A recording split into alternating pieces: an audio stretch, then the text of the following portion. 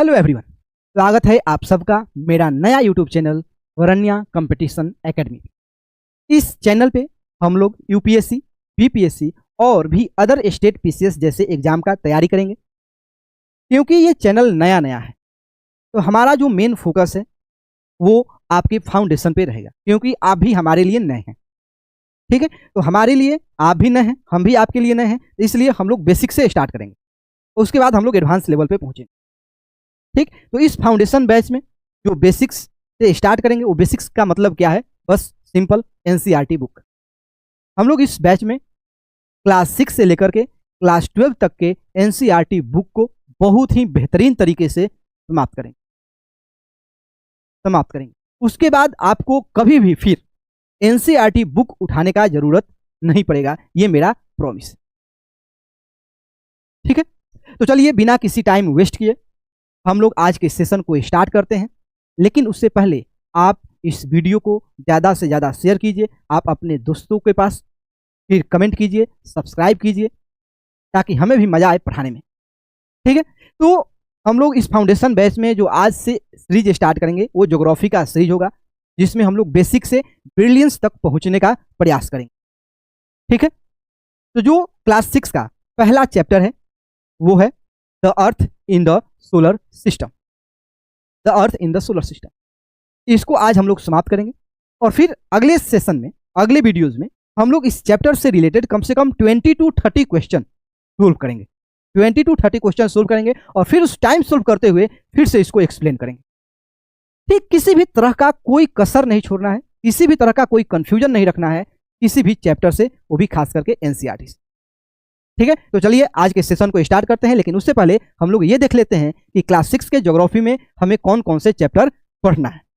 ठीक, तो जो पहला चैप्टर है जिसको हम लोग आज कंप्लीट करेंगे वो है the earth in the solar system. क्या है? The earth in the solar system. क्या है? The earth in the solar system. उसके बाद हम लोग पढ़ेंगे ग्लोब, लैटिट्यूड एंड लॉन्गिट्यूड। उसके बाद मोशन ऑफ द अर्थ, फिर मैप है, फिर उसके बाद major domain of the earth है, फिर major landform of the earth है, फिर अपने देश के बारे में पढ़ेंगे, अपना प्यारा भारत के बारे में पढ़ेंगे, फिर हम लोग पढ़ेंगे इंडिया में किस टाइप के क्लाइमेट है, किस टाइप के वेजिटेशन है और किस टाइप के वाइल्ड लाइफ हमारे देश में एग्जिस्ट करते हैं, हमारे देश में रहते हैं। ठीक, तो चलो आज के चैप्टर को स्टार्ट करते हैं। आज का जो हमारा चैप्टर है the earth in the solar system. देखो, अर्थ जो हमारा घर है, हम सभी का अपना घर है, इसके बारे में जानकारी रखना हमारा फर्ज है। अपने घर के बारे में जानकारी नहीं रखेंगे तो किसके बारे में जानकारी रखेंगे? कुछ तो जानकारी रख ही सकते हैं। कम से कम हमें इतना तो पता होना चाहिए कि जो हमारा अर्थ है वो किस गैलेक्सी का पार्ट है।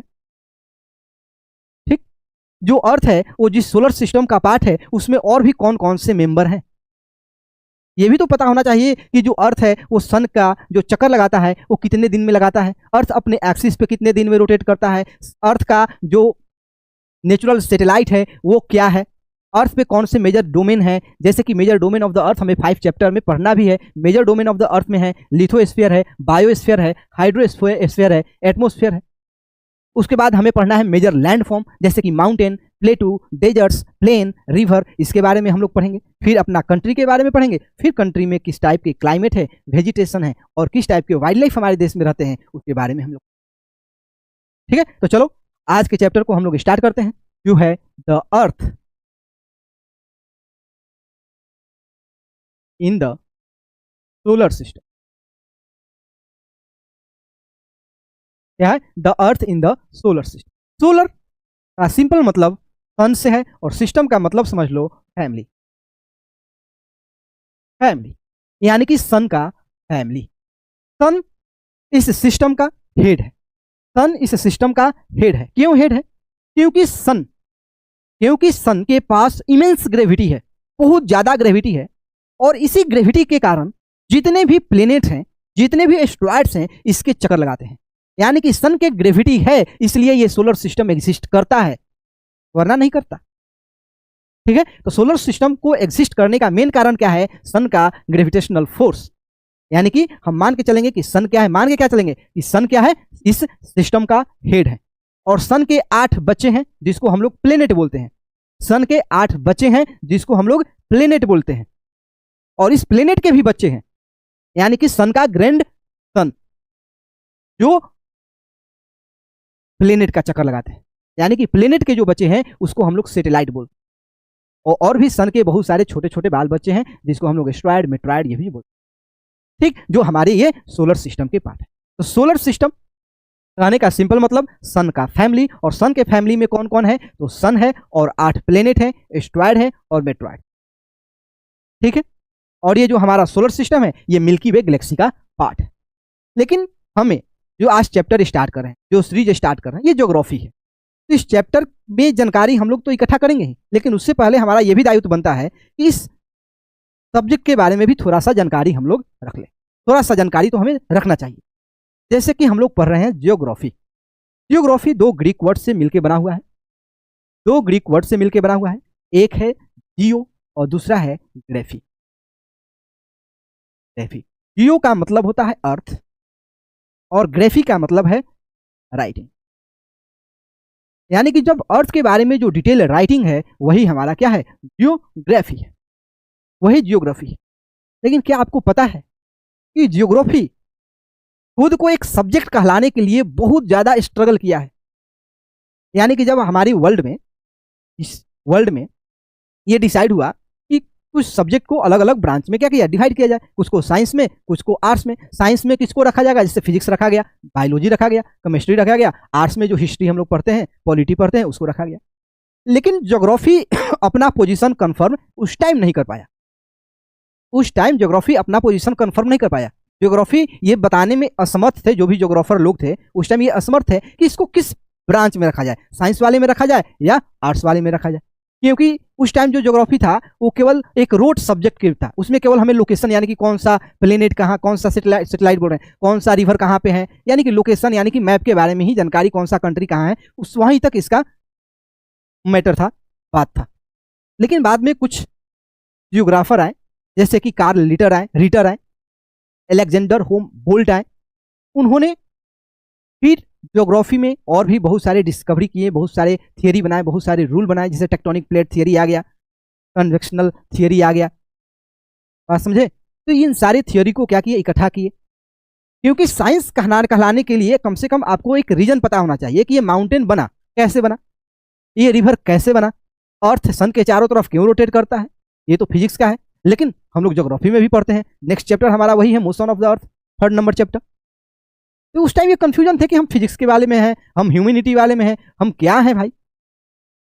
फिर लास्ट में कुछ ज्योग्राफर आए, उसमें बहुत सारे डिस्कवरी किए, कुछ रीजन दिए, तो बहुत लेट से ये अपना एक इंडिविजुअल आइडेंटिटी बनाने में समर्थ रहा। शुरू में ये समर्थ नहीं, क्योंकि हर चीज के बारे में डील करता था। साइंस के बारे में फिजिक्स का भी पार्ट कर लेता था, नेचुरल साइंस का भी बात कर लेता था, सोशल साइंस का भी बात कर लेता था। तो भाई तुमको रखा कहाँ जाए, तुम खुद कंफ्यूजन में हो। तो फिर कुछ लोग आए और इसको डील किए। तो मेन जो ज्योग्राफी हम लोग पढ़ेंगे, इस ज्योग्राफी में हम लोग ह्यूमन, यानी कि लिविंग वर्ल्ड और नॉन लिविंग वर्ल्ड के बीच के इंटरेक्शन के बारे में जानकारी इकट्ठा करेंगे। आपको एक बात समझ लेना चाहिए कि ज्योग्राफी डिसाइड एवरीथिंग। आप क्या खाओगे, क्या पहनोगे, कहाँ रहोगे, ये डिसाइड करने वाला अगर कोई है वो है ज्योग्राफी, आपके एरिया का, आपके एरिया का, जिसको हम लोग डिटर्मिनिस्टिक थियरी बोलते हैं। यानी कि geography determine how you act. आप क्या खाएंगे, क्या पहनेंगे, कहाँ रहेंगे, ये डिसाइड करने वाला अगर कोई है तो ज्योग्राफी। लेकिन फिर कुछ लोग आए, वो बोले कि नहीं, डिटर्मिनिस्टिक तो है लेकिन अगर ह्यूमन एफर्ट लगेगा तो पॉसिबल हो सकता है। तो कुछ लोग आए जिसको हम लोग पॉसिबिलिस्टिक बोले, क्योंकि ह्यूमन के एफर्ट से कुछ पॉसिबल हो सकता है। जैसे कि हम लोग ठंड के दिन में बहुत सारे स्वेटर पहनते हैं, क्योंकि ज्योग्राफी ने हमें बोला भाई अब तुम्हारे एरिया में विंटर सीजन आ गया, बहुत ज़्यादा ठंड होगा, तुम स्वेटर पहन लो। हम लोग पहन लिए। लेकिन हमारे ही साथ, हमारे ही जगह कुछ रहने वाले ऐसे भी लोग हैं, जैसे हमारे साधु संत हैं, जो हिमालय की गुफाओं में ठंडा के सीजन में भी बर्फीले पानी से नहाते हैं, ठंडा के सीजन में। तो उन्होंने उस चीज़ को पॉसिबल कर दिया। उन्होंने बोला कि geography not for me, geography का बात हम नहीं मानेंगे, हम उस चीज़ को पॉसिबल कर देंगे। पॉसिबल किया। तो ज्योग्राफी में हम लोग ह्यूमन और उसके सराउंडिंग के बीच के इंटरेक्शन के बारे में पढ़ेंगे, और यही ज्योग्राफी। ठीक है, तो चलो आज के अपना चैप्टर पे आते हैं। चैप्टर का नाम है the earth in the solar system. हम लोग ज्योग्राफी के बारे में पढ़ लिए कि ज्योग्राफी क्या होता है, हमें पता चल गया कि सोलर सिस्टम क्या होता है। अब एक बार आप इमेजिन करो कि जब आप आसमान में, आकाश में देखते हो तो बहुत सारे ऑब्जेक्ट दिखाई देते हैं। जैसे कि सन दिखाई देता है, मून दिखाई देता है, स्टार्स हैं, एस्ट्रॉइड्स हैं, मेट्रॉइड्स हैं, ये सारे चीज आपको आसमान में बहुत सारे स्टार दिखाई देते हैं, ये सारे दिखाई देते हैं। ये जितने भी ऑब्जेक्ट्स हैं, ये जितने भी ऑब्जेक्ट हैं, इन ऑब्जेक्ट को हम लोग सेलेस्टियल्स बॉडीज बोलते हैं। क्या बोलते हैं? सेलेस्टियल्स। यानी कि आसमान में जो भी चीज एग्जिस्ट करता है, आकाश में जो हमें रात क्लियर नाइट स्काई में हमें दिखाई देता है, या दिन में जो सन दिखाई देता है, ये सारे क्या है? एक नेचुरल्स ऑब्जेक्ट हैं, जिसको हम लोग क्या बोलते हैं? सेलेस्टियल बॉडी बोलते हैं। क्या बोलते हैं? सेलेस्टियल बॉडीज बोलते हैं। किसको सेलेस्टियल बॉडीज बोलते हैं? तो सेलेस्टियल बॉडीज बोलते हैं स्टार को, हम लोग बोलते हैं प्लेनेट्स को, हम लोग बोलते हैं सैटेलाइट्स को, हम लोग बोलते हैं कॉमेट्स को, एस्ट्रॉइड्स को और मेट्रॉइड्स को। ये जितने भी बॉडीज हमारी नाइट स्काई या डे स्काई में दिखाई देते हैं, ये सारी क्या है? तो सेलेस्टियल बॉडी है। क्या है? सेलेस्टियल बॉडीज है, सेलेस्टियल बॉडीज है। कोई दिक्कत? एनी प्रॉब्लम नहीं है। अब चलो हम लोग ज्योग्राफी के अपने इस चैप्टर के मेन एरिया में अब लोग इंटर करेंगे। अब हम लोग पढ़ेंगे, क्योंकि अभी हम लोग ज्योग्राफी स्टार्ट कर रहे हैं क्लास 6 में, तो यहाँ पे हम लोग कुछ नए नए वर्ड ही सीख पाएंगे, ज्यादा कुछ नहीं सीख पाएंगे, लेकिन हम प्रयास करेंगे, एफर्ट लगाएंगे कि कुछ एक्स्ट्रा आप लोगों को दे दें। ठीक है, तो सबसे पहले हम लोग पढ़ेंगे स्टार और सन के बारे में, क्योंकि सन सोलर सिस्टम का हेड है, तो हमें इस सोलर सिस्टम में कौन कौन से मेंबर हैं उसका भी जानकारी रखना बनता है। ठीक, तो इस सोलर सिस्टम का जो मेन हेड है वो सन है। उसके बाद 8 प्लेनेट है। कौन कौन है? तो मर्क्यूरी है, वेनस है, अर्थ है, मार्स है, जुपिटर है, स्टर्न है, यूरेनस है, नेपच्यून है, और 2006 तक प्लूटो भी था। अब नहीं है, क्यों नहीं है? इसके बारे में भी डिस्कस किया जाएगा जब हम लोग प्लेनेट के बारे में पढ़ें। ठीक है, तो सन, प्लेनेट्स और जो सैटेलाइट्स हैं और कुछ अदर जो सेलेस्टियल्स बॉडीज हैं जैसे कि एस्ट्रॉइड और मेट्रॉइड्स, ये सारे मिलकर के हमारा सोलर सिस्टम बनाते हैं। सोलर सिस्टम का हेड कौन है? सोलर सिस्टम का हेड कौन है? तो सन है, और सन के चारों तरफ जो चक्कर लगाते हैं उसको हम लोग प्लेनेट बोलते हैं, और जो प्लेनेट के चारों तरफ चक्कर लगाते हैं उसको सैटेलाइट बोलते हैं। और जब ये यूनिवर्स का निर्माण हो रहा था तो उस निर्माण के समय बहुत ज़्यादा छोटे छोटे टुकड़े मिले, स्टोनी है, कुछ मेटलिक है, वो जो टुकड़े हैं वो एस्ट्रॉइड्स हैं। वही क्या है? एस्ट्रॉइड्स हैं, और ये टुकड़े ही क्या है? एस्ट्रॉइड्स। कोई दिक्कत है? कोई दिक्कत है? नहीं। तब आओ इस हेड के बारे में पढ़ते हैं। सोलर सिस्टम का हेड कौन है? सन है। सन है, तो सन क्या है? तो सन एक हॉट गैस, क्या है? हॉट गैस का गोला है, यानी कि सन भी एक स्टार है। सन या इसको बोलो स्टार। सन या स्टार हम लोग किसको बोलेंगे? तो वैसा सेलेस्टियल ऑब्जेक्ट जिसके पास अपना लाइट हो, जिसके पास क्या हो? अपना लाइट हो, वही सन है और वही स्टार। तो अब बात आता है कि इनमें ये लाइट आया कहां से? तो जो सन है, जो स्टार है, ये बना हुआ है हाइड्रोजन गैस से। अभी हम लोग बोले हैं कि हॉट गैस से बना हुआ है, हॉट गैस का गोला है, तो वो कौन सा गैस है? कौन सा गैस है? हाइड्रोजन है। अब क्या होता है कि सन और स्टार में न्यूक्लियर फ्यूजन होता है, और ये जो हाइड्रोजन है हीलियम में कन्वर्ट हो जाता है। क्या होता है? ये जो हाइड्रोजन है और हीलियम में कन्वर्ट हो जाता है। तो हाइड्रोजन हीलियम में कन्वर्ट होने के लिए कुछ तो करता होगा। जो न्यूक्लियर फ्यूजन होता है उस टाइम कुछ तो एनर्जी निकलेगा। जैसे कि हम आपको पढ़ा रहे हैं तो हमारे अंदर से एनर्जी निकल रहा है, साउंड एनर्जी में कन्वर्ट हो रहा है। तो यहां से भी जो एनर्जी इसको कन्वर्ट करने में लगा तो कुछ तो प्रोड्यूस होगा। तो क्या प्रोड्यूस होगा? तो बहुत ज्यादा मात्रा में हीट। और हीट क्या है? एक एनर्जी, और यही एनर्जी हमारे अर्थ पे पहुंचता है, जिसके कारण यहां पे लाइफ क्या है? पॉसिबल। लाइफ क्या है? पॉसिबल है। तो लाइफ क्यों पॉसिबल है? क्योंकि सन का एनर्जी हमारे तक पहुंचता है। अगर सन का एनर्जी हमारे पास नहीं पहुंचेगा तो यहां भी लाइफ पॉसिबल नहीं होगा। ठीक, तो अब बात आता है कि सन और स्टार क्या है? तो ये हॉट गैस का गोला है जो अपना खुद का लाइट प्रोड्यूस करते हैं। ये लाइट कैसे प्रोड्यूस करते हैं? तो न्यूक्लियर फ्यूजन से प्रोड्यूस करते हैं। तो न्यूक्लियर फ्यूजन में होता क्या है? जो हाइड्रोजन है वो हीलियम में कन्वर्ट होता है, और इस कन्वर्जन के दौरान बहुत ज्यादा मात्रा में हीट और एनर्जी निकलता है, वही लाइट है। वही क्या है? लाइट। तो सन स्टार है, स्टार सन है। एक बार यूपीएससी में ये क्वेश्चन पूछा हुआ है कि क्या सन स्टार है या नहीं। आपका आंसर क्या होगा अब है सन क्या है स्टार है स्टार। ठीक है, और भी डिटेल जानकारी रखो सन के बारे में। सन क्या है तो sun is a star made of hot gas, hot gas से बना हुआ है और भी क्या है हाइड्रोजन और हीलियम से बना। सन यानी कि जो सन है hold the solar system together, जो सन है इस पूरे सोलर सिस्टम को एक साथ रखता है क्योंकि इसके पास बहुत ज्यादा बहुत स्ट्रॉन्ग ग्रेविटेशनल, यही ग्रेविटेशनल जो फोर्स है जो अर्थ के सेंटर से, जो सोलर सिस्टम के सेंटर से लगता है, जिसके कारण जितने भी सेलेस्टियल ऑब्जेक्ट हैं वो क्या है सन के चारों तरफ चक्कर लगाते हैं, सन के चारों तरफ चक्कर लगाते हैं जो इस सोलर सिस्टम के पार्ट है। जो अब देखो जो अर्थ पे जो प्राइमरी सोर्स ऑफ एनर्जी है वो क्या है सनलाइट है, जिसके कारण यहाँ पे लाइफ क्या है पॉसिबल, जिसके कारण लाइफ यहाँ पे क्या है पॉसिबल है। कोई दिक्कत है, कोई दिक्कत है तो सन क्या है एक स्टार है जो हॉट गैस से बना हुआ है, और वो हॉट गैस कौन कौन से हैं तो हाइड्रोजन है, हीलियम है। सन के अंदर स्टार के अंदर न्यूक्लियर फ्यूजन होता है जिसके कारण हाइड्रोजन हीलियम में कन्वर्ट होता है, उस कन्वर्जन के दौरान बहुत ज्यादा मात्रा में हीट और एनर्जी निकलता है, वही लाइट। ठीक, अब देखो सन है जो पूरे सोलर सिस्टम को एक साथ रखता है क्योंकि इसके पास बहुत ज्यादा क्या है ग्रेविटेशनल फोर्स है, और बहुत सोलर सिस्टम के सेंटर में जो बहुत स्ट्रॉन्ग ग्रेविटेशनल फोर्स है, इसी के कारण जो इस सोलर सिस्टम के पार्ट हैं, मेंबर हैं, जैसे प्लेनेट है, सैटेलाइट है, वो एक दूसरे के क्या करते हैं सन के चक्कर लगाते हैं, वो सारे एक दूसरे क्या करते हैं सन के चक्कर लगाते हैं। किसके कारण, क्योंकि इस सोलर सिस्टम के सेंटर में सन है और सन के पास बहुत ज्यादा स्ट्रॉन्ग ग्रेविटेशनल फोर्स है, उस ग्रेविटेशनल फोर्स के कारण सारे सेलेस्टियल ऑब्जेक्ट जो इस सैटेलाइट इस सोलर सिस्टम के पार्ट हैं वो सन का चक्कर लगाते हैं, क्या है सन का चक्कर लगाते हैं। कोई दिक्कत है, तो सन ही है जो अर्थ पे प्राइमरी सोर्स ऑफ एनर्जी है जिसके कारण यहाँ पे लाइफ पॉसिबल, लाइफ पॉसिबल है। सन के बारे में कोई दिक्कत है, कोई दिक्कत है सन के बारे में। अब देखो जितने भी सेलेस्टियल ऑब्जेक्ट है मेन उनके बारे में डिटेल जानकारी आएगा एक शॉर्ट वीडियो में, 5 से 6 मिनट का वीडियो आएगा उसमें, और बहुत ही डिटेल जानकारी सन के बारे में आएगा, फिर प्रत्येक प्लेनेट के बारे में आएगा, बात समझ रहे हैं, और बहुत ही अच्छा तरह से।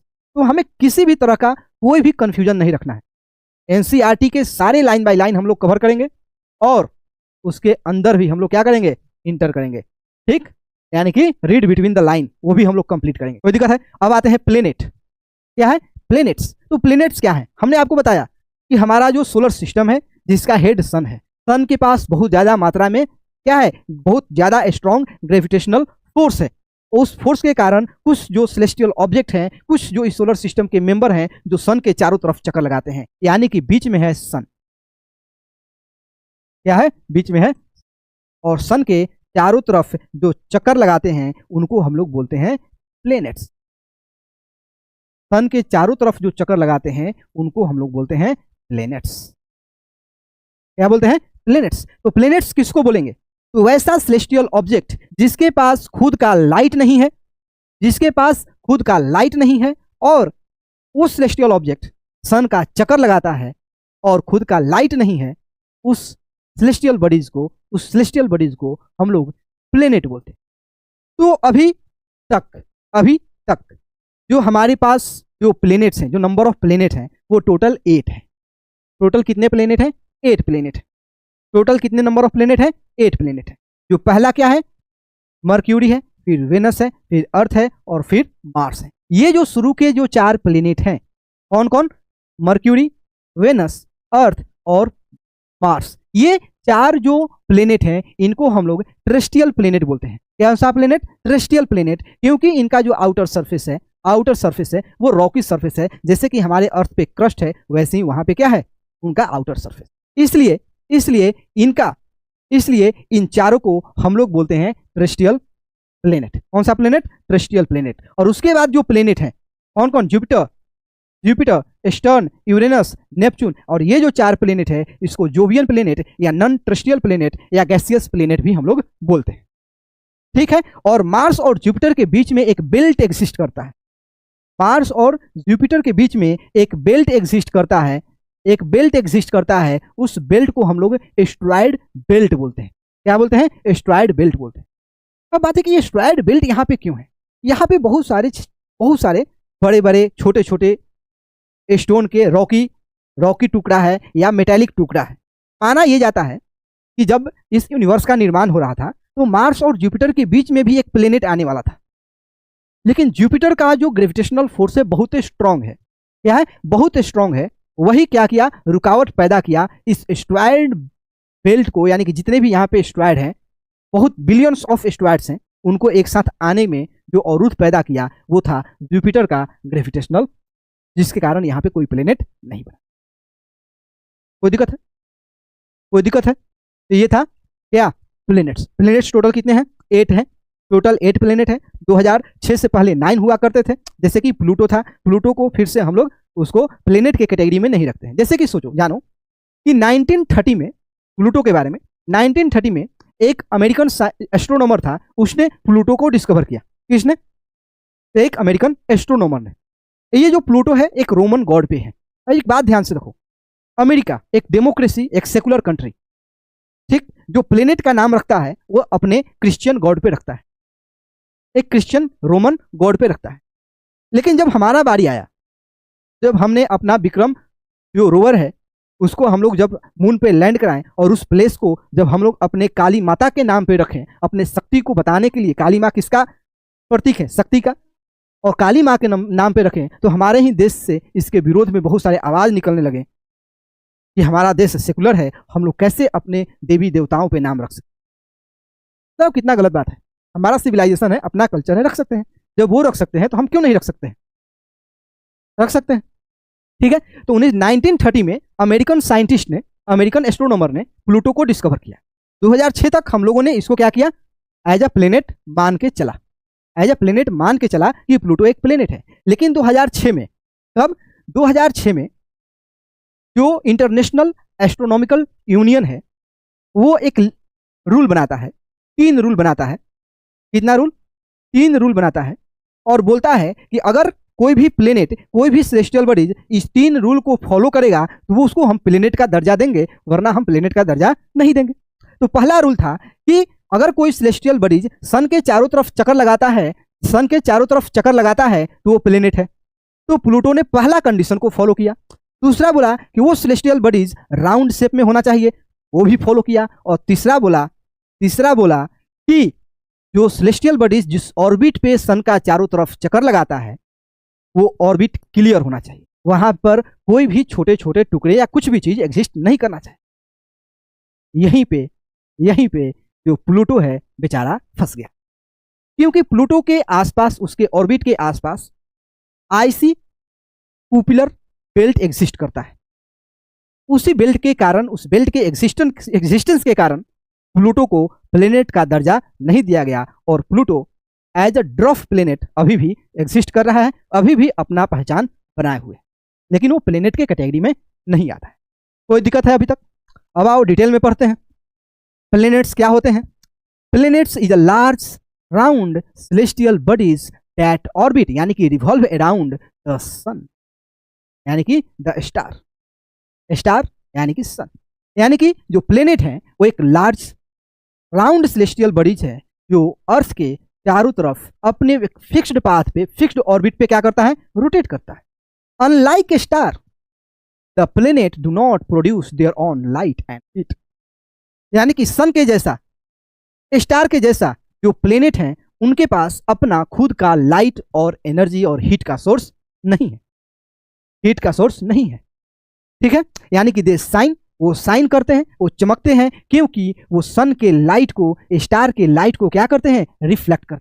हम लोग मून को देखते हैं, मून के पास खुद का लाइट का सोर्स नहीं है, क्योंकि वहां पे सन का लाइट आता है, सन के लाइट टकराता है, टकराने के बाद हमारे पास पहुंचता है तो हम उसको देखते हैं, लेकिन मून के पास या कोई भी प्लेनेट के पास खुद का सैटेलाइट, खुद का लाइट नहीं, ठीक है। जो 8 प्लेनेट है, टोटल नंबर ऑफ प्लेनेट कितना है? 8 प्लेनेट है। इस 8 प्लेनेट को हम लोग 2 ग्रुप में डिवाइड किए हैं। क्या है? 2 ग्रुप में डिवाइड किए हैं based on their composition and position. उनके पोजीशन और कंपोजिशन के आधार पे हम लोग प्लेनेट को 2 ग्रुप में डिवाइड किए हैं। पहला ग्रुप को इनर ग्रुप बोलते हैं, इनर टेरेस्ट्रियल प्लेनेट बोलते हैं, जिसको हम लोग रॉकी प्लेनेट भी बोल सकते हैं। इसमें टोटल कितने प्लेनेट हैं? 4 प्लेनेट हैं जो अर्थ के सन के क्या है, जो सन के बहुत ही नजदीक है और ये रिलेटिवली स्मॉल है। क्या है? स्मॉल है और इनका जो सरफेस है वो सॉलिड है और रॉकी सरफेस। क्या है? सॉलिड और रॉकी सरफेस है। पहले भी हमने बता दिया है कि प्लेनेट 2 टाइप के होते हैं, टेरेस्ट्रियल और नॉन टेरेस्ट्रियल। जो टेरेस्ट्रियल बॉडीज होते हैं वो क्या होता है, उनका आउटर सरफेस सॉलिड होता है और रॉकी सरफेस होता है। रॉकी सरफेस होता है तो जो एस्टेरॉयड बेल्ट से सन के तरफ है, या एस्टेरॉयड बेल्ट से सन के तरफ है, सन के अंदर है, सन के आसपास हैं, उनको हम लोग इनर प्लेनेट या इनर टेरेस्ट्रियल प्लेनेट, और जो एस्टेरॉयड प्लेनेट के बाद में है उसको हम लोग outer terrestrial planet, outer non terrestrial planet या गैसियस प्लेनेट या जोवियन प्लेनेट के नाम से जानते हैं। ठीक, तो सन के सबसे नजदीक जो प्लेनेट है वो है मर्क्यूरी। मर्क्यूरी क्या है? The closest to the sun, smallest planet है और यहाँ पे टेम्परेचर बहुत ही ज्यादा होता है। उसके बाद है वेनस। वेनस क्या है? हॉटेस्ट प्लेनेट है due to thick and toxic atmosphere. ठीक, वेनस के पास टॉक्सिक और थिक एटमोस्फेयर है जिसके कारण वेनस है वो एक हॉटेस्ट प्लेनेट है। उसके बाद क्या है? अर्थ है। अर्थ है जो एक ऐसा प्लेनेट है जो लाइफ सपोर्ट करता है, लाइफ सपोर्ट करता है। देखो, जिस पोजीशन पे अर्थ एग्जिस्ट करता है, जिस पोजीशन पे अर्थ एग्जिस्ट करता है उस पोजीशन को हम लोग हैबिटेबल जोन मानते हैं। क्या मानते हैं? हैबिटेबल जोन, या उसको हम लोग बोलते हैं गोल्डीलॉक जोन। गोल्डीलॉक जोन या हैबिटेबल जोन क्यों बोलते हैं? क्योंकि बीच में सन है, सन के बाद है मर्क्यूरी, उसके बाद है वेनस, उसके बाद है अर्थ। अर्थ एक ऐसा पोजीशन पे है जहां पे सन का हीट ना बहुत ज्यादा पहुंचता है ना ही बहुत कम पहुंचता है, यानी कि उसी अमाउंट में पहुंचता है जिस अमाउंट में वाटर को इन लिक्विड स्टेट में एग्जिस्ट कर सके। ठीक, तो वाटर लिक्विड स्टेज में एग्जिस्ट करता है, लिक्विड स्टेट में एग्जिस्ट करता है क्योंकि जो अर्थ है वो एक हैबिटेबल जोन में है जहां पे नहीं बहुत एक्सट्रीम क्या है टेम्परेचर है, बहुत एक्सट्रीम हॉट है और बहुत एक्सट्रीम कोल्ड है। यहाँ पे क्या है? सब मॉडरेट। क्या है? Moderate, moderate. ठीक, इसी के कारण वहां पे लाइफ क्या है? पॉसिबल है। फिर आता है मार्स। मार्स को हम लोग रेड प्लेनेट बोलते हैं। मार्स को क्या बोलते हैं? रेड प्लेनेट बोलते हैं। अब आते हैं आउटर प्लेनेट। आउटर प्लेनेट को हम लोग जोवियन प्लेनेट या गैसियस प्लेनेट बोलते हैं। ये 4 है जो सन से बहुत दूर है और ये बहुत ही बड़े साइज में है और ये किससे बना हुआ है? तो गैस से बना है, हाइड्रोजन और हीलियम से बना। ठीक है, हीलियम से बना है। कौन कौन से हैं? जुपिटर है जो लार्जेस्ट प्लेनेट है हमारे सोलर सिस्टम में। उसके बाद स्टर्न है जो क्या है? कॉम्प्लेक्स है, बहुत ही कॉम्प्लेक्स है, जिसके पास आईसी रिंग है। आईसी क्या है? रिंग है। उसके बाद क्या है? यूरेनस है, यूरेनस है। फिर क्या है? नेपच्यून्स है। फिर क्या है? नेपच्यून्स है जो सबसे दूर है। क्या है? सन से सबसे दूर है। इन सारे प्लेनेट को सीरीज में एक यानी कि सीक्वेंस वाइज याद करने के लिए आपके पास एक निमोनिक्स है, वो है my very efficient mother just served us, या नूडल्स। यानी कि माई से मरकरी, वी से वेनस, ई से अर्थ, एम से Mars, Jupiter, Saturn, Uranus and Neptune.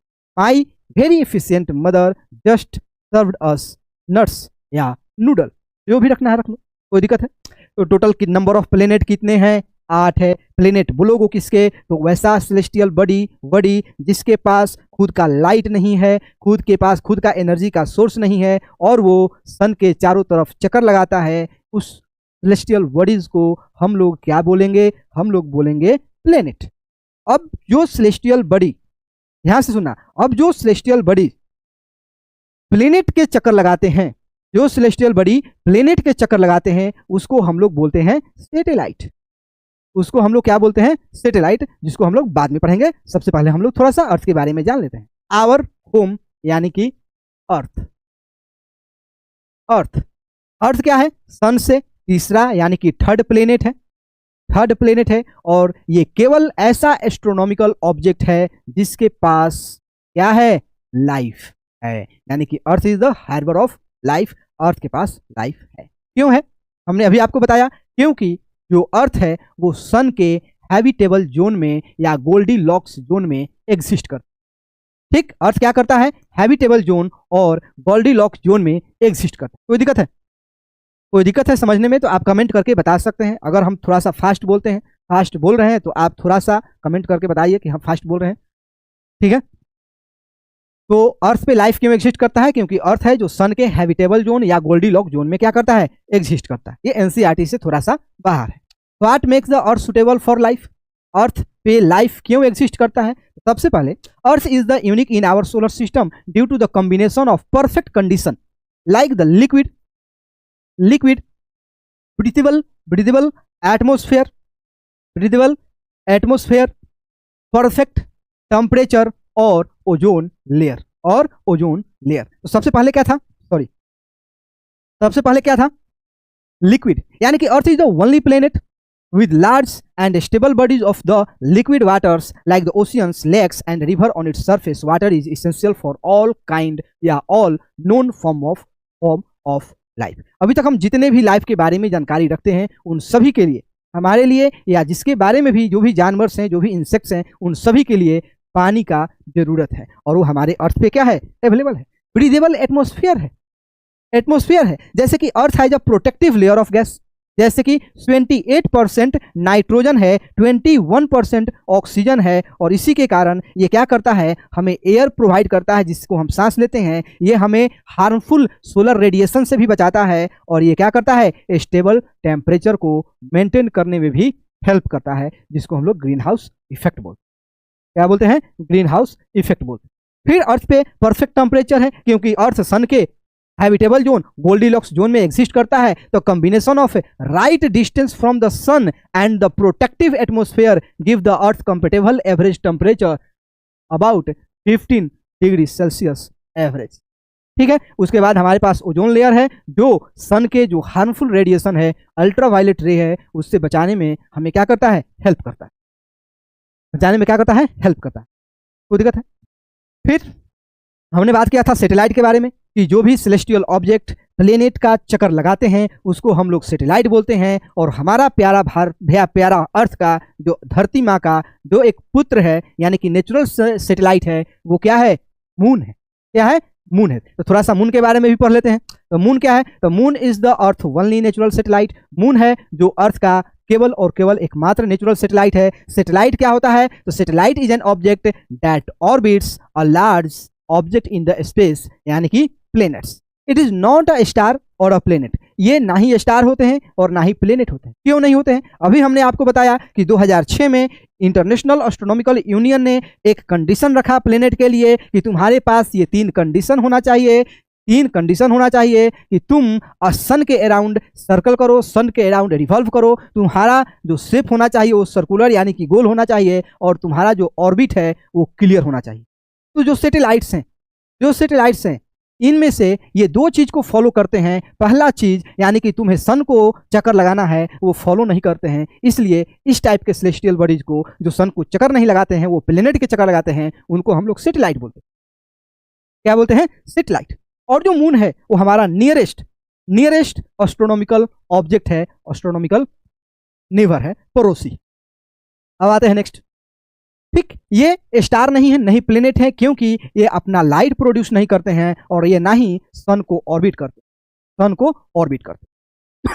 अब देखो मून का कैरेक्टरिस्टिक्स क्या है। सबसे पहले साइज एंड डिस्टेंस। ये लगभग 1/4 है, अर्थ के साइज का 1/4 है। मून क्या है? अर्थ के साइज का 1/4 है। ठीक है। दूसरा डिस्टेंस फ्रॉम द अर्थ क्या है? डिस्टेंस फ्रॉम द अर्थ तो वो है 3,84,000 यानी कि 3,84,400 किलोमीटर। कितना? 3,84,400 किलोमीटर अर्थ से क्या है? दूर पे। और ये क्या है? हमारा क्लोजेस्ट नेबर है स्पेस में। अब आते हैं सरफेस पे। मून का सरफेस कैसा है? तो मून का सरफेस ड्राई है, डस्टी है और वहां पे क्रैटर है बहुत ज्यादा मात्रा में, क्योंकि वहां पे एटमॉस्फेयर नहीं है, और बहुत सारे जो मेटेराइट्स हैं उस पर गिरते रहते हैं जिसके कारण गड्ढा बनता है, उसको हम लोग क्रेटर बोलते हैं। और बहुत सारे माउंटेन्स भी और फ्लैट प्लेन भी है। और यहाँ पे जो टेम्परेचर है बहुत ही एक्सट्रीम लेवल पे जाता है। कभी कभी 100 डिग्री के पार चल जाता है टेम्परेचर ऊपर प्लस में, और फिर -150 -115 डिग्री तक नीचे जाता है। ठीक। अब आओ, ये जो मून है इसके पास लाइफ नहीं है क्योंकि इसके पास एटमॉस्फेयर नहीं। Moon has no air. Moon के पास एयर नहीं है। अगर हम लोग वहां पे बोलेंगे, अगर हम वहां से पढ़ा रहे होते, वहां बोल बोल के पढ़ाते, तो आवाज आपके पास नहीं आता। क्योंकि साउंड को ट्रेवल करने के लिए मीडियम की जरूरत है, और वहां पे वो मीडियम नहीं है तो वहां पे हम लोग बोल नहीं सकते हैं, साउंड आपके पास पहुंचेगा नहीं। तो मून के पास कोई भी एटमोस्फेयर नहीं है, यानी कि वहां पे विंड नहीं है, वहां पे क्लाउड नहीं है, वहां पे किसी भी तरह का बारिश नहीं। फिर आओ साउंड, भी हमने बताया कि sound can not travel without air. Sound को ट्रेवल करने के लिए मीडियम की जरूरत है, और वो मीडियम मून पे अवेलेबल नहीं है, इसलिए वहां पे साउंड ट्रेवल नहीं करेगा। अब जो भी एस्ट्रोनॉट वहां पे जाते हैं तो इशारा में, सिंबल में बात करेंगे, या कुछ जो इंस्ट्रूमेंट रहेगा उस इंस्ट्रूमेंट से वो बात कर सकते। नेक्स्ट आओ, अभी हमने बताया था आपको कि यहाँ पे एक्सट्रीम टेम्परेचर है, क्योंकि यहाँ पे कोई भी प्रोटेक्टिव लेयर नहीं है। हमारे अर्थ पे एटमॉस्फेयर एग्जिस्ट करता है, बहुत सारे गैसेज के लेयर हैं, वो लेयर हमें एक्सट्रीम टेम्परेचर से बचाते हैं, एक्सट्रीम टेम्परेचर से बचाते हैं। जैसे कि सनलाइट आता है तो सनलाइट का 30 to 50% ही क्या होता है, ऊपर एटमॉस्फेयर में ही रिफ्लेक्ट करके जाता है। फिर जो बाद में आता है वो अर्थ के सरफेस पे आता है, टकराता है, और फिर वो रिफ्लेक्ट करता है, फिर वो क्या करता है, रिफ्लेक्ट करता है। लेकिन ये जो रिफ्लेक्शन है, जो अर्थ से टकराने के बाद उसको ट्रैप कर दिया जाता है, हमारा एटमॉस्फेयर उसको ट्रैप कर देता है, और फिर वही क्या होता है, जो रेडिएशन यहाँ से गया फिर वही रेडिएशन वापस आएगा। उसी के कारण हमारा यहाँ पे टेम्परेचर क्या है, मेंटेन रहता है, ना ही ज्यादा लो होता है और ना ही बहुत ज्यादा हाई होता है। ठीक है, तो यहाँ पे अभी बोले हैं कि जब सनलाइट आता है तो लगभग 100 डिग्री से ऊपर टेम्परेचर हो जाता है, और सनलाइट नहीं आता है तो वहां पे लगभग -150 डिग्री तक टेम्परेचर जाता है। रोटेशन पीरियड और रिवोल्यूशन पीरियड मून का दोनों सेम है, इसलिए हम लोग मून का केवल और केवल एक ही पार्ट को देख पाते हैं। ठीक, मून का रोटेशन और रिवोल्यूशन पीरियड दोनों के दोनों सेम है, इसलिए हम लोग मून के सेम साइड को हमेशा देखते हैं, दूसरा साइड को नहीं देखते हैं। यानी कि जो रोटेशन पीरियड है 23.5 डिग्री, 23.5 डिग्री, 27.5 डिग्री है। ठीक, जो अपने एक्सिस पे रोटेट करता है एक दिन में, एक बार में। ठीक, यानी कि जो मून है वो अपने एक्सिस पर, इस एक्सिस पर एक कंप्लीट जो रोटेशन करता है 27.3 डे में करता है, और जो अर्थ के चारों तरफ चक्कर लगाता है, अर्थ के चारों तरफ चक्कर लगाता है, वो भी 27.3 डेज में करता है, जिसके कारण हम लोग मून के एक ही साइड को क्या करते हैं, देखते हैं। क्या, मून के एक ही साइड को हम लोग देख पाते हैं, जिसको हम लोग सिंक्रोनस रोटेशन बोलते हैं। फिर अब देखो, आप लोग देखे होंगे कि मून क्या होता है, कभी फुल दिखाई देगा, कभी नहीं दिखाई देगा, कभी बहुत छोटा छोटा दिखाई देता है। उसका फेज होता है, क्या होता है, मून का अलग अलग फेज होता है। एक पहले न्यू फेज होगा, फिर वैक्सिंग क्रिसेंट होंगे, फिर फर्स्ट क्वार्टर, फिर वैक्सिंग गिबस होगा, फिर क्या होगा, फुल मून आएगा, फिर आएगा वैनिंग गिबस, लास्ट क्वार्टर और वैनिंग क्रिसेंट, और फिर आएगा न्यू मून, फिर आएगा न्यू मून। ये होता है अलग अलग मून का फेज, जो 14 डेज के अंदर क्या होते हैं, चेंज होते रहते हैं। अब आओ कॉन्स्टिलेशन, क्या है कॉन्स्टिलेशन, कॉन्स्टिलेशन क्या होते हैं।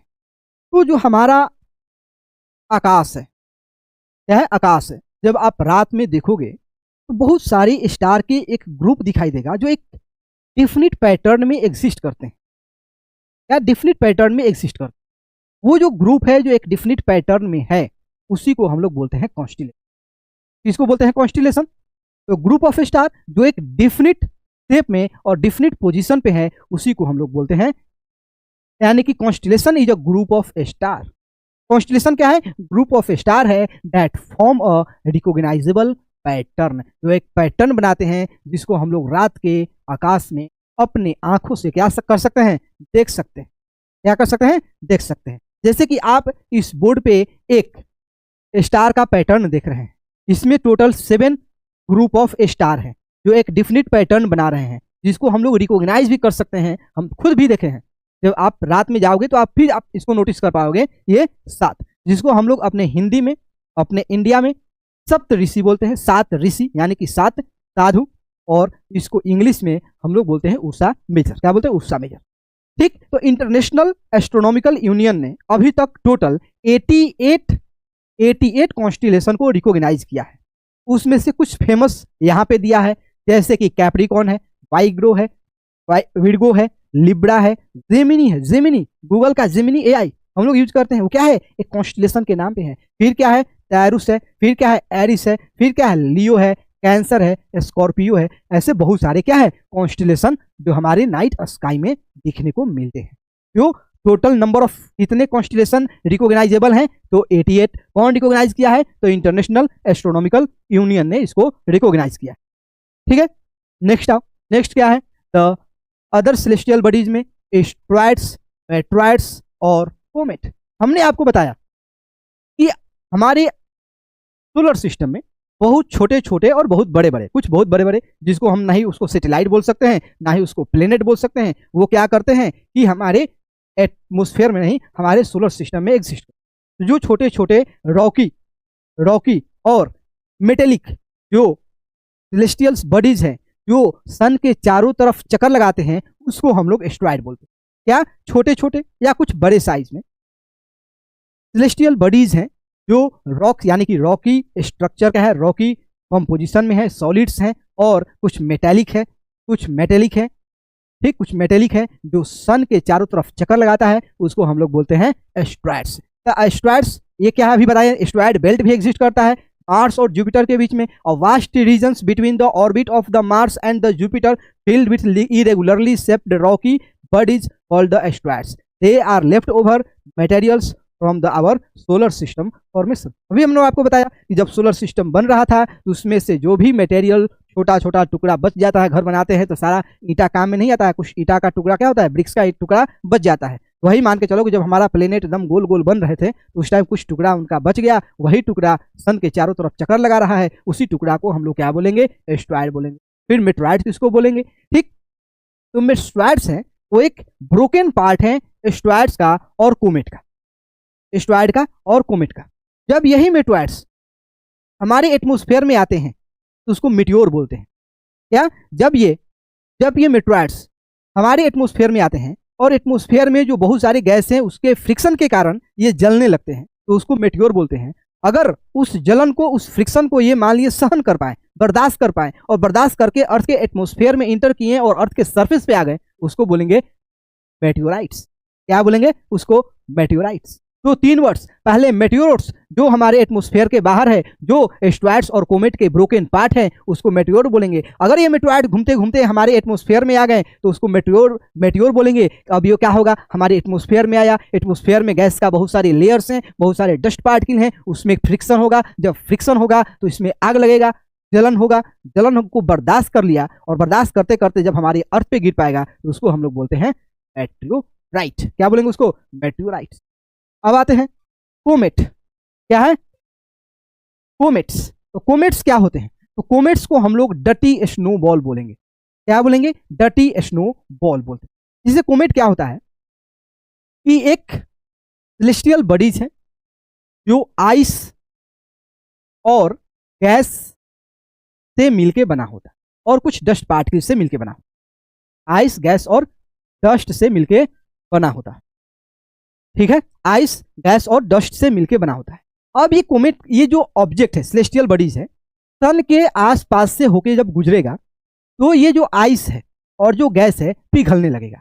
मान लो कि ये सेलेस्टियल बॉडीज है, ये गैस और आइस से मिलके बना हुआ है, और जैसे ही सन के पास गुजरा, सन के हाई टेम्परेचर ने इसके आइस को पिघला दिया, और पिघलाने के बाद जब ये घूमता रहेगा तो पानी पीछे में जाएगा, पीछे जाएगा पानी, वाटर पीछे जाएगा। अब ये जो वाटर और गैस पीछे जाएगा ये बहुत शाइन करेगा। क्या करेगा, शाइन करेगा। और यही जो शाइनिंग ऑब्जेक्ट है, शाइनी सेलेस्टियल बॉडीज है, जिसको हम लोग क्या बोलेंगे, कोमेट्स बोलते हैं। जिसको क्या बोलते हैं, कोमेट्स बोलते हैं। पढ़ो क्या है, ऑफ्टन कॉल्ड, कोमेट्स को हम लोग क्या बोलते हैं, डर्टी स्नो बॉल बोलते हैं। क्यों, they are composed of the ice, dust and rock. Ice, dust और गैस और रॉक से ये मिलकर बना होता है। व्हेन दे अप्रोच सन, जब ये सन के नजदीक जाता है ये गर्म होता है और जो आइस है वो पिघलने लगता है, जिसको हम लोग ग्लोइंग कोमा बोलते हैं। ग्लोइंग कोमा क्यों बोलेंगे, ग्लोइंग कोमा इसलिए बोलेंगे क्योंकि जो कोमेट्स हैं उसका जो आइस पिघलने लगा, ये जो आइस बहुत ही चमकने लगता है, तो पार्ट को हम लोग टेल बोलते हैं, टेल। और जब ये चमकता है तो उस टाइम उसको क्या बोलते हैं, ग्लोइंग कोमा बोलते हैं। क्या बोलते हैं, ग्लोइंग कोमा बोलते हैं। और जो सबसे फेमस कोमेट है वो क्या है, हेलीज कोमेट। क्या है, हेलीज कोमेट। क्या है, हेलीज कोमेट्स। अब आओ लास्ट जो हमारा टॉपिक है वो है गैलेक्सी और यूनिवर्स। गैलेक्सी और यूनिवर्स, देखो गैलेक्सी है जो इस यूनिवर्स का बिल्डिंग ब्लॉक है। जैसे हम लोग एक बिल्डिंग तैयार करते हैं तो बिल्डिंग तैयार करने के लिए हमें चाहिए ईंटें, यानी कि छोटे छोटे ब्रिक्स। वैसे ही यूनिवर्स बनाने के लिए हमें चाहिए गैलेक्सी, लेकिन ये गैलेक्सी छोटे छोटे नहीं होते हैं, बहुत बड़े बड़े होते हैं। ठीक, गैलेक्सी का कुछ डिफिनिट शेप होता है। ठीक, कुछ गैलेक्सी होते हैं जो स्पाइरल शेप में होते हैं, जैसे इस शेप में होते हैं। कुछ इलिप्टिकल शेप में होते हैं और कुछ इरेगुलर शेप में। ठीक, तो 3 टाइप के गैलेक्सी होते हैं जिसको हम लोग उनके शेप पे डिवाइड किया है। एक स्पाइरल शेप में होते हैं, दूसरे इलिप्टिकल शेप में होते हैं और तीसरे इरेगुलर शेप में। जो हमारा गैलेक्सी है, हमारा गैलेक्सी कौन सा है? मिल्की वे गैलेक्सी है। जो मिल्की वे गैलेक्सी है वो स्पाइरल शेप में, किस शेप में है? स्पाइरल शेप में है। और हम लोग मिल्की वे गैलेक्सी के सेंटर में एग्जिस्ट नहीं करते हैं, यानी कि इस पोजीशन पे एग्जिस्ट नहीं करते हैं। हमारा जो सोलर सिस्टम है वो एग्जिस्ट करता है इसके आउटर लेयर। कहाँ पे? आउटर लेयर में। यानी कि हम लोग मिल्की वे गैलेक्सी के आउटर लेयर में है, सेंटर में नहीं है। सेंटर से लाखों लाइट ईयर किलोमीटर दूर है, लाखों लाइट ईयर क्या है, हम लोग वहां से दूर हैं। ठीक, और यहाँ पे है हमारा सैटेलाइट, बीच में है सन और उसके चारों तरफ चक्कर लगाने वाले हैं 8 प्लेनेट्स और बहुत सारे सैटेलाइट। कोई दिक्कत है? कोई दिक्कत है? तो जो गैलेक्सी है वो यूनिवर्स का बिल्डिंग ब्लॉक है। क्या है? बिल्डिंग ब्लॉक है। यानी कि बहुत सारे गैलेक्सी मिलकर के क्या बनाते हैं? हमारा यूनिवर्स बनाते हैं। अब आओ, a galaxy is a huge collection of star, planets, gas and dust held together by gravity. Galaxy होता है वो क्या होता है? उसमें बहुत ज्यादा मात्रा में स्टार होते हैं, बिलियंस ऑफ स्टार होता है, बहुत ज्यादा प्लेनेट्स होते हैं, गैस होते हैं, डस्ट होते हैं और उनमें ग्रेविटी होती है। अब देखो, बात ध्यान से सुनना, कैसे पता चलेगा? कभी क्या तुमने गैलेक्सी देखा है? मिल्की वे गैलेक्सी देखा है तुम लोगों ने? तो जो शहर में है, दिल्ली जैसे बड़े शहर में है, वहां पे पॉल्यूशन बहुत ज्यादा है, तो हम लोग बहुत साफ साफ आसमान को, आकाश को नहीं देख पाते हैं।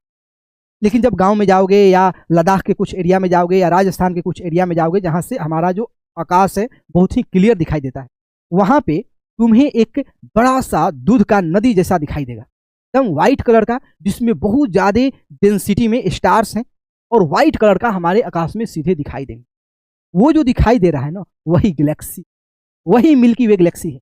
मिल्की वे गैलेक्सी यानी कि द रिवर ऑफ क्या? Milky way, the river of milk, milk के जैसा, इसलिए मिल्की वे गैलेक्सी। हम लोग क्या बोलते हैं? आकाश गंगा। गंगा क्या है? एक रिवर है, और आकाश में गंगा है। आकाश में गंगा जैसा एक रिवर जैसा दिखाई दे रहा है, वो क्या है? आकाश गंगा है। तो आकाश गंगा है जो हमारा अपना गैलेक्सी का गैलेक्सी है, जिसमें हमारा सोलर सिस्टम है। हमारा गैलेक्सी है कौन सा? आकाश गंगा या मिल्की वे गैलेक्सी। वो एक स्पाइरल शेप में है, और स्पाइरल शेप में है, और हम लोग इस मिल्की वे गैलेक्सी के बाहरी हिस्से में एग्जिस्ट करते हैं, न कि अंदर वाले हिस्से। ठीक है बाबा, our sun is just one star in the galaxy. ठीक, और जो हमारा सन है इस गैलेक्सी का एक स्टार है। यानी कि बहुत सारे सोलर सिस्टम हमारी गैलेक्सी में है जिसके बारे में हमें पता नहीं है। हो सकता है उन सोलर सिस्टम में लाइफ एग्जिस्ट कर रहा, लेकिन अभी तक हम वहां पे पहुंचे नहीं। हम लोग वहां तक अभी नहीं पहुंचे। हम लोग प्लूटो और नेपच्यून से बाहर नहीं गए हैं, अभी दूसरे गैलेक्सी में नहीं, दूसरे गैलेक्सी बोलो, दूसरे सोलर सिस्टम में नहीं पहुंचे हैं। Sun is the only star who are the head of our solar system. वैसे बहुत सारे स्टार हमें दिखाई देते हैं, उनका भी तो कोई प्लेनेट होगा जो हमसे बहुत लाखों बिलियनों ऑफ लाइट ईयर किलोमीटर दूर है, जिसको हम लोग देख नहीं पाते हैं, छोटा छोटा दिखाई देते हैं, चमकता हुआ। हो सकता है उनके पास क्या हो? अपना सोलर सिस्टम हो सकता है उन सोलर सिस्टम में कोई एक ऐसा प्लेनेट हो जहां पे लाइफ क्या है? पॉसिबल। ठीक है, the name of our galaxy Milky Way galaxy, जिसको हिंदी में हम लोग आकाश गंगा बोलते हैं। जो साइज है वो 100, जिसमें जो नंबर ऑफ स्टार है 100 बिलियन स्टार्स हैं, और शेप कैसा है? स्पाइरल शेप है। कैसा है? Spiral shape. मिल्क यूनिवर्स क्या होता है? अब जितने भी चीज हम लोगों ने अभी पढ़ा, जितने भी चीज पढ़ा, सन, स्टार, प्लेनेट्स, मून यानी कि सैटेलाइट, गैलेक्सी, ये सारे मिलकर के यूनिवर्स बनाते हैं। ये सारे मिलकर क्या बनाते हैं? यूनिवर्स बनाते हैं। यानी कि universe means everything that exist, यानी कि जो भी चीज अभी हमारे सामने एग्जिस्ट करता है वो सभी चीज मिलके क्या बनाता है? यूनिवर्स बनाता है। जैसे कि ये स्टार है, प्लेनेट्स हैं, गैलेक्सीज हैं, स्पेस है, टाइम है और एनर्जी है, ये सारे मिलके क्या बनाते हैं? बोलो, यूनिवर्स बनाते हैं। यानी कि universe has million of galaxies, क्योंकि गैलेक्सीज में ही तो ये स्टार है, प्लेनेट हैं। इसीलिए हमने अभी शुरू में ही बोल दिया है कि जो गैलेक्सी है वो building block of the universe है। जैसे हम लोग घर बनाने के लिए छोटे छोटे बहुत सारे ईंटें जोड़ते हैं, वैसे यूनिवर्स बनने के लिए बहुत सारे गैलेक्सीज हैं। ठीक है, यानी कि द एज ऑफ यूनिवर्स कितना है? 13.8 बिलियन ईयर ओल्ड है जो हमारा गैलेक्सी है। जो हमारा यूनिवर्स है कितना? जो हमारा यूनिवर्स है, सॉरी, जो हमारा यूनिवर्स है वो 13.8 बिलियन ईयर्स क्या है? पुराना है। और ये बिलीव किया जाता है the started with the big bang, यानी कि मासिव एक्स। बहुत बड़ा विशाल एक्सप्लोजन हुआ है जिसको हम लोग बिग बैंग बोलते हैं, उसी से इस यूनिवर्स का निर्माण हुआ है, ऐसा हम लोग बिलीव करते हैं। ये अभी प्रूफ नहीं हुआ है कि एक्सप्लोजन से हुआ है या कैसे हुआ है, लेकिन हमें कुछ रिसर्च से ये पता चला है कि बिग बैंग के कारण हुआ है, इसलिए हम लोग केवल बिलीव करते हैं। तो कोई दिक्कत है? हम लोगों ने पढ़ा ज्योग्राफी के बारे में कि ज्योग्राफी क्या होता है, तो ज्योग्राफी में हम लोग ह्यूमन और अपने सराउंडिंग के बीच के इंटरेक्शन के बारे में पढ़ते हैं। फिर आया सोलर सिस्टम, तो सोलर सिस्टम जिसका हेड सन है और 8 प्लेनेट है, सैटेलाइट है, एस्ट्रॉयड्स हैं, मेटरॉयड्स हैं, कोमेट हैं, ये सारे मिलकर सोलर सिस्टम बनाते हैं। सन क्या है? एक हॉट गैस का गोला है जो एक स्टार है जिसमें मेनली हाइड्रोजन होता है और न्यूक्लियर फ्यूजन से हाइड्रोजन हीलियम में कन्वर्ट होता है। इस कन्वर्जन के दौरान बहुत ज़्यादा मात्रा में एनर्जी एग्जिस्ट करता है और यही एनर्जी हमारे पास लाइट के फॉर्म में पहुंचता है। अब जो भी सेलेस्टियल ऑब्जेक्ट जो सन के चारों तरफ चक्कर लगाते हैं, जो राउंड है, जिनका ऑर्बिट क्लियर है, कोई भी उनके आसपास छोटा मोटा टुकड़ा एस्ट्रोनॉमिकल ऑब्जेक्ट नहीं पाया जाता है, उसको हम लोग प्लेनेट बोलते हैं, और जो प्लेनेट के चक्कर लगाते हैं उनको सैटेलाइट बोलते हैं। ग्रुप ऑफ स्टार जो एक डिफिनिट पैटर्न बनाते हैं, जो पैटर्न रिकॉग्नाइजेबल है, उसको हम लोग कॉन्स्टिलेशन बोलते हैं। इंटरनेशनल एस्ट्रोनॉमिकल यूनियन ने अभी तक टोटल 88 कॉन्स्टिलेशन को क्या किया है? रिकॉग्नाइज किया है।